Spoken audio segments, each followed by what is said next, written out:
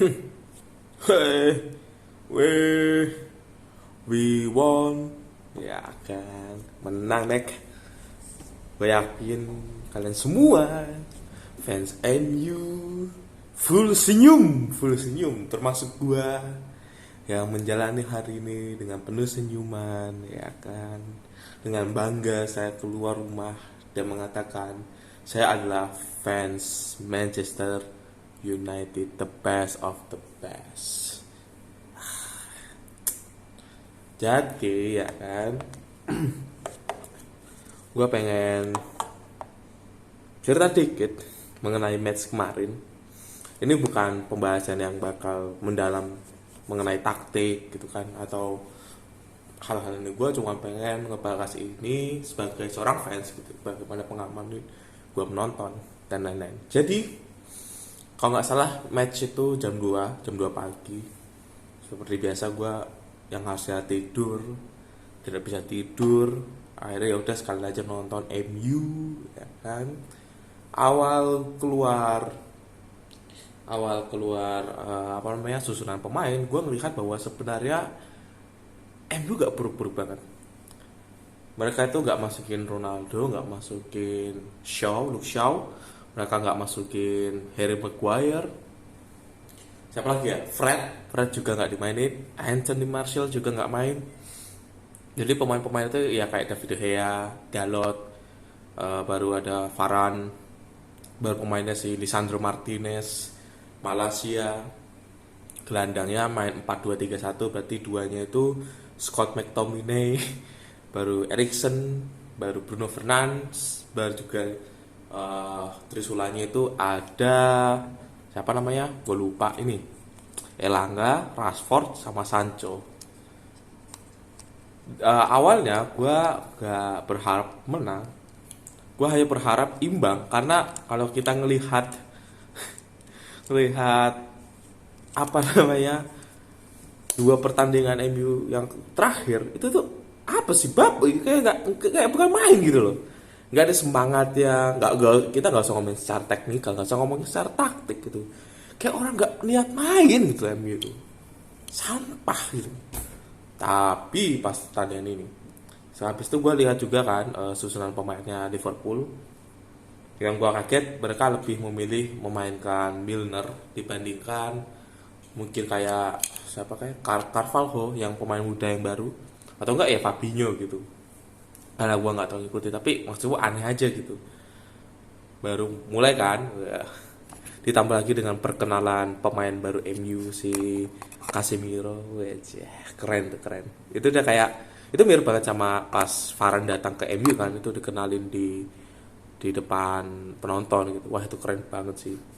Langsung pertandingan mulai, wih, gue kaget jujur aja. Dari menit pertama itu bener-bener bajingan, ini beneran MU gitu.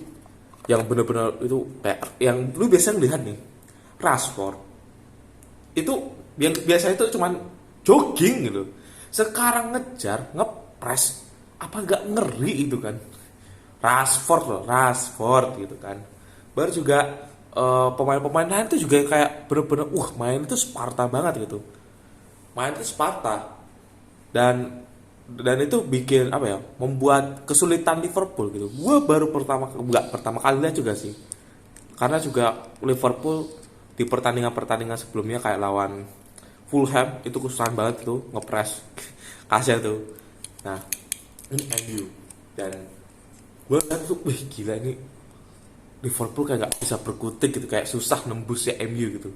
Kalaupun bisa, MU itu ada bentengnya Lisandro Martinez, itu gila itu, kayak main itu kayak yang ya udah gitu. Ya Lisandro Martinez dengan nama panggilannya The Butcher gitu kan, ya mainnya udah bener-bener kayak pembunuh gitu, gila gitu. Gue seneng banget nontonnya, dan gue kaget loh, bahkan kalau nggak salah ada satu peluang yang dari Elanga itu kan, eh, bola berhasil direbus sama Scott McTominay. Scott McTominay bisa langsung umpan progresif, langsung umpan kunci gitu ke depan. Biasanya kan kalau Scott McTominay itu kan umpannya ke samping, sirkulasi, samping gitu. Ini depan men, langsung diumpan ke mana, ke Bruno Fernandes. Bruno Fernandes itu kan narik Van Dijk sama Joe Gomez, bolanya diumpan ke Elanga yang itu kalau nggak salah nggak gol tuh, kena tiang. Tapi maksud gua main berubah gitu loh, permainan MU itu berubah gitu dalam match ini. Baru golnya yang ke gol pertamanya MU itu yang dicetak sama ini itu, men, Sancho tenang. Gue yakin kalau misalnya yang nerima bola dari umpannya Elanga kan kalau nggak salah itu, yang umpan cutback itu kalau nggak salah Elanga, correct me if I'm wrong, itu umpan ke Sancho. Itu kalau misalnya nerima itu Rashford, itu langsung ditendang gitu, dan itu langsung kayak ketahan sama Milner kan. Itu kan Milner yang tiduran ini, Milner. Baru juga kayak Van Dijk, kayak apa yang lu tonton, Van Dijk tiba-tiba baru juga mau ditutup sama Trent Alexander juga udah telat gitu. Tapi yang benar-benar bikin gua di pertandingan itu jadi ngerasa aneh itu yang lihat si Van Dijk gitu ya, di gol pertama itu kayak, ini ngapain lu gitu kan, diem gitu, nonton gitu, udah nggak ngefek gitu. Memang kayak Virgil van Dijk semenjak cedera kayak udah nggak yang, bukan pemain yang sebelumnya itu ya, mirip kayak Luke Shaw lah. Luke Shaw tuh sebelum cedera lawan PSG itu benar-benar gila nih pemain, tapi setelah cedera ya kita semua tahu gitu ya, ya udah gitu, segitu aja Luke Shaw. Gol kedua juga itu, kalau kalau menurutku ya itu sebenarnya ada bau-bau offset juga, karena kalau misal gua main ke fanbase ya Arsenal di Twitter tuh, mereka bilang lah ini kan kasusnya mirip sama Gabriel Jesus yang nyetak gol gitu. Gua lupa lawan siapa, sama gitu. Dan gue juga awalnya ngerasa ini kayak offset deh golnya Rashford gitu kan, ternyata onside. Dan itu ada peraturan baru kan, itu keren sih, bener-bener yang kayak ya bagus tuh, bener-bener fighting spiritnya. Tapi di antara itu semua, lu tahu nggak apa namanya, apa yang lebih menarik dari apa yang gue barusan bilang, apa yang baru gue cerita, yaitu sebenarnya apa yang ditunjukkan oleh Manchester United malam ini itu adalah apa yang dimau oleh Gunnar Solskjaer. Serius, umpan lambung, main lebih direct dan lain-lain, bener gitu. Itu kan sebenarnya apa yang mau dipakai oleh Solskjaer gitu, gaya main oleh Gunnar Solskjaer yang pengen diimplementasikan ke MU itu kan sebenarnya mau kayak gitu. Cuman masalahnya pemainnya pada saat itu juga nggak memadai. Gua percaya kalau misalnya yang main itu Maguire bukannya Varane atau Lisandro, itu nggak bisa kayak gitu, nggak bisa. Karena ya sebagai lu, kalau misalnya sebagai pemain yang ofensif gitu, striker, sayap atau attacking midfield, kalau misalnya lu punya perasaan yang inferior terhadap pemain belakang, ya lu juga mikir-mikir kalau mau nyerang gitu. Lu nggak bisa sebebas itu gitu, karena lu takut bahwa kalau misalnya terjadi counter attack nggak ada yang bendung gitu. Dan jadi itu sebenarnya secara psikologis juga dapat banget. Ini benar-benar pertandingan yang sangat pertandingan saat itu gue nikmati pastinya. Men, kapan terakhir kali lu lihat MU main sebergairah itu gitu? Iya kan? Ditambah lagi pemain idola gue, Marcus Rashford, akhirnya nemuin sentuhannya. Dia benar-benar kayak akhirnya dia kembali lagi main simple. Dia tahu kapan harus gocek, kapan harus ngumpan, dia tahu bola harus dibawa kemana. Itu yang Rashford yang kita tahu kan. Rashford yang memang seharusnya itulah Rashford. Jadi ini pertandingan sangat seru sekali, jujur aja. Dan yang patut kita tunggu selanjutnya adalah pertama transfer ya, apalagi kan lagi banyak rumor banget tuh, kayak Frankie De Jong, Anthony nya Ajax, Cody Gakpo nya siapa tuh gue lupa,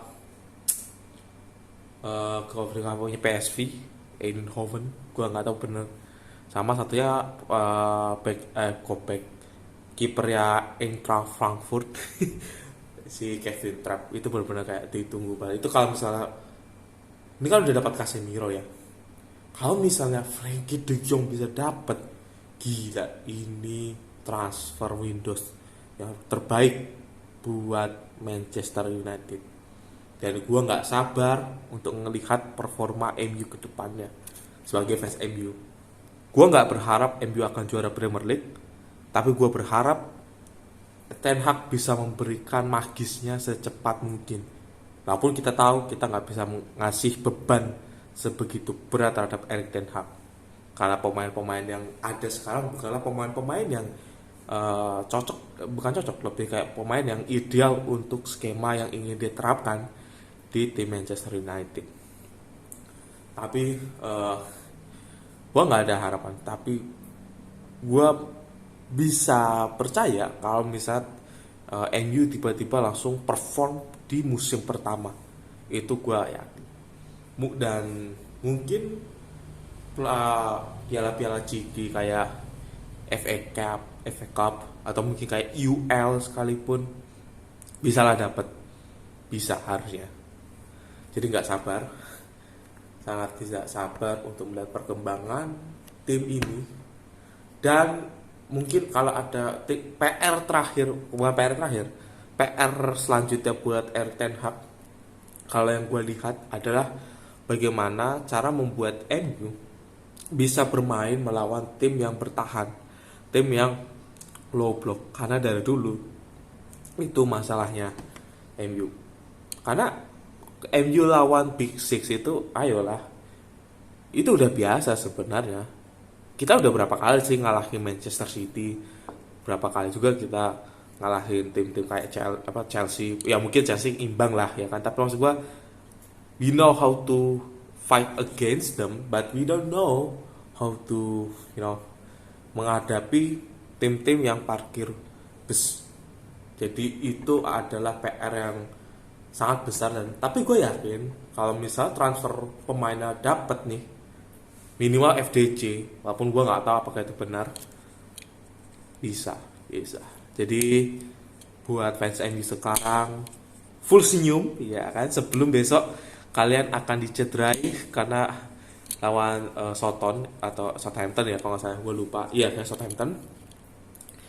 Jadi selama masih Eurovia, kemenangan MU melawan rivalnya Liverpool, MU rivalnya itu ada Liverpool, rayakan saja, nggak apa-apa mau dibilang sombong, kita rayakan. Jadi itu aja dulu yang pengen gue omongin mengenai pertandingan di pertandingan pagi hari tadi. So thank you for watching. Mungkin gue akan sering-sering bikin konten tentang MU juga, selain dari Beamstock, mungkin MU juga, karena ya seru sih untuk menunggu perkembangannya. So thank you for watching, see you.